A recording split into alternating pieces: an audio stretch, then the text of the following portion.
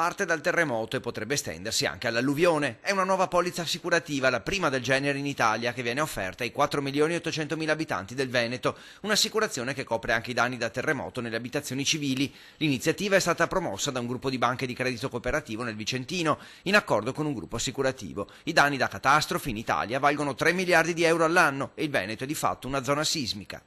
È la vera soluzione, visto e considerato che garantiamo ai veneti la possibilità di assicurarsi da eventi catastrofali, che significa che speriamo che questa iniziativa diventi un'iniziativa diffusissima al massimo, in modo tale che un po' tutti riescano ad accedere all'assicurazione. La speranza è che ora questa iniziativa venga accolta anche a livello nazionale dal governo, che pensi a una polizza per i cittadini per la copertura delle catastrofi. Al momento però restano fuori i danni alluvionali, molto più difficili da misurare, perché, come sostengono alcuni esperti, il terremoto è la mano di Dio, le inondazioni sono la mano di Dio, ma spesso con l'aiuto dell'uomo. Per questo le opere idrauliche sono necessarie per la prevenzione.